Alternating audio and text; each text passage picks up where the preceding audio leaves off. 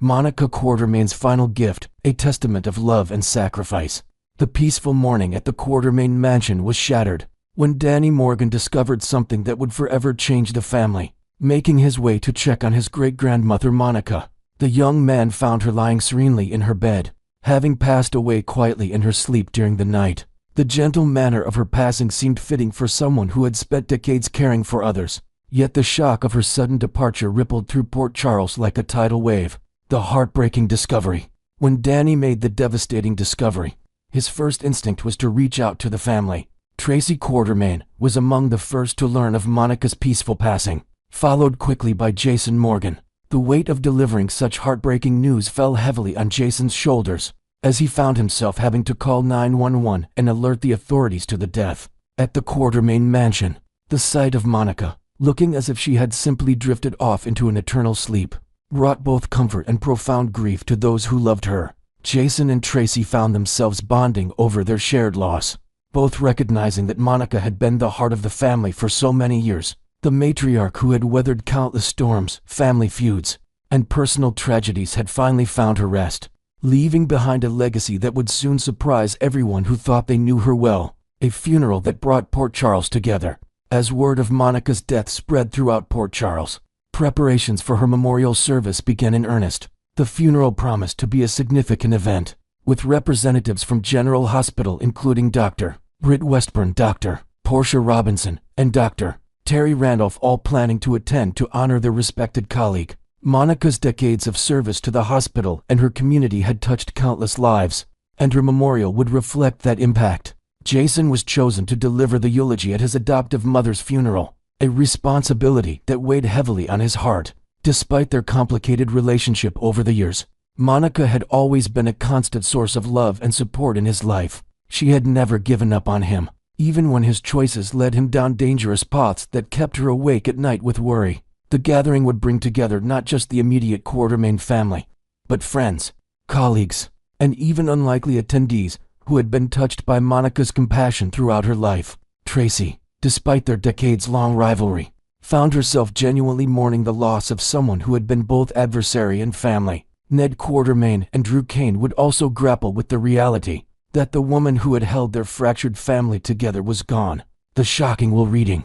In the days following the funeral, the family gathered for the reading of Monica's will, expecting the usual distribution of assets among family members. What they heard instead left everyone stunned into silence. Monica had quietly revised her will several years earlier, and her final wishes revealed the true depth of her character in a way that surprised even those closest to her. Rather than leaving her considerable estate to family members, Monica had designated the majority of her wealth to charitable causes. Her stocks, bonds, and liquid assets were to be distributed among various medical charities, research foundations, and organizations dedicated to helping underprivileged families access health care. The woman who had spent her life healing others had chosen to continue that mission even in death. The revelation sparked mixed reactions throughout the room. Some family members, including Tracy and Drew, couldn't hide their disappointment at being largely excluded from the financial windfall they had perhaps expected. Ned found himself conflicted, understanding Monica's generous spirit while grappling with the practical implications for the family's financial future. Yet for those who truly knew Monica's heart, the decision reflected everything she had stood for throughout her life. Her choice to give rather than hoard, to help strangers rather than simply enrich family members, demonstrated the noble character that had made her beloved by so many. She had lived her final years watching family members squabble over money and power, and her will served as both a lesson and a rebuke to those who had lost sight of what truly mattered. Jason's personal letter and life-changing decision. Among Monica's personal effects, a sealed envelope addressed to Jason was discovered. When he opened it with trembling hands, he found not just words of love and farewell, but a heartfelt plea that would alter the course of his life. Monica's letter expressed her deepest wish for Jason to leave his dangerous life in sunny Corinthus' organization and embrace a peaceful existence. In her elegant handwriting, Monica had poured out her fears for Jason's safety and her hopes for his future. She wrote about wanting him to be there for Danny and any future children he might have, to break the cycle of violence that had claimed so many lives in their world. Her words carried the weight of years of worry, sleepless nights wondering if each goodbye might be their last. and dreams of seeing him find true happiness away from the mob's dangerous embrace. The letter reduced Jason to tears, something that shocked even him given his typically stoic demeanor. Reading his adoptive mother's words, he was overwhelmed by the depth of her love and the wisdom of her counsel. Monica had always respected his choices, even when she disagreed with them, but her final message was different. It was a mother's last request, delivered with the kind of loving authority that only she could wield. The timing of Monica's letter coincided with Jason's own growing doubts about his lifestyle. The recent attack that had left Michael Corinthos critically injured had already planted seeds of doubt in Jason's mind about the sustainability of his dangerous career. Sam McCall's death had made him acutely aware of Danny's vulnerability and his responsibility as the boy's sole surviving parent. Monica's letter became the catalyst that transformed his growing concerns into firm resolution, a promise honored. In the weeks following Monica's funeral, Jason made the life-altering decision to honor his adoptive mother's final wish. He approached Sonny with his decision to step away from the organization permanently, not just temporarily as he had suggested before. While Sonny struggled to understand Jason's choice, he couldn't argue with the reasons behind it.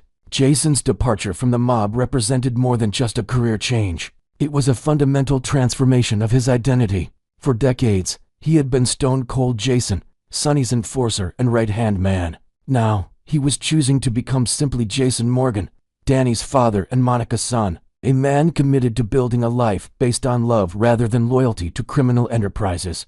The decision to leave wasn't without its complications and risks.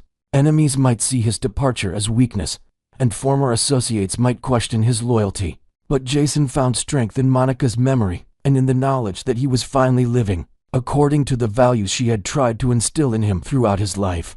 As he settled into his new reality, Jason began to understand that Monica's greatest gift wasn't the charitable bequests in her will, but the wisdom contained in her final letter. She had given him permission to choose love over obligation, peace over violence, and hope over despair. In death, Monica had accomplished what she couldn't in life. She had brought her adopted son home to the values and priorities that truly mattered. Tracy, witnessing Jason's transformation, began to see Monica's wisdom in a new light. Perhaps the woman she had feuded with for so many years had understood something fundamental about family love and legacy that had escaped the rest of them. Monica's final acts, her charitable will, and her letter to Jason revealed a woman who had spent her last years thinking not about her own comfort or family wealth, but about making the world a better place and protecting those she loved. The legacy Monica left behind extended far beyond financial gifts or property transfers. She had given Jason the courage to choose a different path, shown her family the value of generosity over greed, and demonstrated that true nobility lies in service to others rather than accumulation of wealth. In her quiet, determined way, Monica Quartermaine had achieved in death what she had worked toward her entire life, healing wounds, bringing peace, and inspiring others to choose love over fear. As the Quartermaine family adjusted to life without their matriarch, they carried forward the lessons embedded in her final acts. Monica's death had indeed shaken everyone, but her life and the choices she made in her final years would continue to influence and guide those she loved for generations to come. Next, we will dive deep into the electrifying mystery that set to rock Port Charles to its core. In the bustling heart of Port Charles, where secrets simmer beneath the surface and alliances shift like shadows, a pulse-racing development is on the horizon. Fresh spoilers from ABC's General Hospital reveal that Lulu Spencer, the intrepid journalist with a knack for uncovering buried truths, is about to stumble upon a life-altering encounter. As she races against time to assist a gravely injured accident victim next week, the entire town holds its breath. This comes hot on the heels of Drew Kane's shocking shooting and the brutal murder of Judge Eva Heron, events that have already plunged the community into chaos. The identity of this enigmatic figure remains shrouded in intrigue, but whispers suggest it could be a game-changer, potentially unraveling long-forgotten threads of family ties, hidden betrayals, and resurrected rivalries. Imagine the ripple effects, old wounds reopening, power dynamics flipping, and characters forced to confront ghosts from their pasts. Could this victim be a blast from the beyond, like a beloved character thought lost forever, or a fresh face armed with explosive revelations? As Lulu extends her hand in rescue, she might unwittingly pull the pin on a grenade of drama that explodes across the Quartermaine, a state, the Spencer clan, and beyond. With tensions at an all-time high, This incident promises to weave new layers into the tapestry of Port Charles' intricate web, leaving fans speculating wildly about how it will redefine relationships and spark unforeseen conflicts. One of the most tantalizing theories swirling around this accident victim centers on the possible return of Nathan West, a character whose death in 2018 left an indelible scar on the hearts of many in Port Charles. Portrayed by the charismatic Ryan Pavey, whose confirmed comeback has ignited a firestorm of excitement, Nathan was presumed gone after a tragic confrontation tied to his villainous father, Caesar Faison. But what if his demise was nothing more than a masterful illusion? Picture this: Nathan, perhaps shielded by the shadowy operatives of the WSB in a high-stakes witness protection program, or even having faked his death to escape the clutches of Faison's lingering empire. His survival could mirror the miraculous return of his sister Britt Westburn, who defied the odds and clawed her way back from the brink. Now, envision Lulu, out on a routine drive through the misty outskirts of town, spotting a mangled vehicle flipped on its side after a ferocious storm or a deliberate sabotage. There he is, Nathan, battered and disoriented, his clothes torn and face etched with the marks of a brutal escape. The moment she pulls him from the wreckage, adrenaline surging, it would send shockwaves through Port Charles, as Maxie Jones, his devoted widow, teeters on the edge of recovery from her own coma. Nathan's reappearance would be a beacon of hope mixed with heart-wrenching confusion. Would she embrace this miracle, or would it dredge up buried grief? And let's not forget Damian Spinelli, Maxie's steadfast partner, whose world could crumble under the weight of this romantic resurrection. Lulu's heroic intervention might not only reunite fractured families, but also ignite reunions, laced with tension. Think heartfelt embraces turning into heated confrontations. Yet, a darker twist looms. What if Nathan's time away has warped him, infusing him with Faison's manipulative tendencies? He could return not as the noble detective fans adored, but as a shadowy anti-hero with vendettas, plotting against those who moved on without him. This scenario adds a thrilling layer of unpredictability, forcing characters like Lulu to navigate moral gray areas while protecting their loved ones from potential peril. Shifting gears to another compelling possibility, the accident victim might be none other than Monica Quartermaine's long-rumored sister, a figure shrouded in family lore and poised to disrupt the Quartermaine dynasty. Speculation has buzzed for years about this mysterious sibling, potentially brought to life by a powerhouse actress like Erika Slezak, known for her commanding presence in soap opera realms. Imagine her as a sophisticated woman with Monica's sharp intellect but amplified ambition, arriving in Port Charles to stake her claim on the sprawling family legacy following Monica's recent passing. But her entrance isn't smooth, perhaps a calculated accident, orchestrated by the cunning Tracy Quartermaine, who sees this newcomer as a threat to her iron grip on the estate. Envision a sleek car careening off a rain-slicked road, tires screeching in protest, only for Lulu to arrive just in time, her reporter's instincts kicking in as she administers first aid and calls for help. Saving this elegant stranger thrusts Lulu headfirst into a brewing Quartermaine civil war, where fortunes hang in the balance. The sister might demand a slice of ELQ Industries, or even the iconic mansion itself, citing forgotten adoption papers that rewrite the family tree. This revelation could pit her against heavyweights like Michael Corinthos, the business-savvy heir apparent, and Ned Quartermaine, whose political ambitions might clash with her bold agenda. Lulu, ever the truth seeker, could delve deeper, unearthing sealed records about Monica's hidden past, perhaps a scandalous affair, or a switched-at-birth twist that shakes the foundation of Quartermaine identity. Marty Gray, with his cryptic hints, has already steered Lulu toward this powder keg, suggesting buried documents that could validate the sisters' claims. The drama escalates as alliances form and fracture. Tracy might resort to underhanded tactics to discredit her, while Michael rallies supporters to protect his inheritance. This newcomer's survival, thanks to Lulu, injects fresh blood into the storyline, promising courtroom battles, emotional showdowns, and revelations that force the Quartermaines to question their very heritage. Next, we will explore the tangled web of secrets that's ensnaring Josslyn Jax, and testing loyalties in ways Port Charles has never seen before. In the shadowy underbelly of Port Charles, where whispers of deception echo through every corner, Josslyn Jax finds herself trapped in a precarious predicament that could shatter her world. Fresh off a perilous escapade in the rugged terrains of Croatia, where she and her ally Vaughn dove headfirst into a high-stakes operation that spiraled out of control, Josslyn's fate took a dramatic turn. Enter Jason Morgan, her steadfast godfather, and the ultimate guardian angel, who charged into the fray like a force of nature, extracting them from the jaws of danger with his trademark precision and unflinching resolve. But now, as the dust settles and the adrenaline fades, a burning dilemma emerges. Will Jason, the man who's navigated countless storms of betrayal and violence, maintain his silence about Josslyn's clandestine connections to the World Security Bureau? Or will the truth seep out to Carly Corinthos, Josslyn's fiercely protective mother, through the unbreakable bond she shares with her most trusted confidant? This isn't just a simple family secret, it's a powder keg waiting to ignite, potentially fracturing relationships that have withstood mob empires, personal tragedies, and endless cycles of revenge. Imagine the fallout: Carly's unyielding maternal fury, clashing against Josslyn's burgeoning independence, all while Jason grapples with the ghosts of his own secretive past. As spoilers hint at escalating tensions, this revelation could ripple outward, drawing in other key players like Sonny Corinthos or even WSB operatives lurking in the shadows, forcing everyone to question where their true allegiances lie in this ever-shifting landscape of trust and treachery.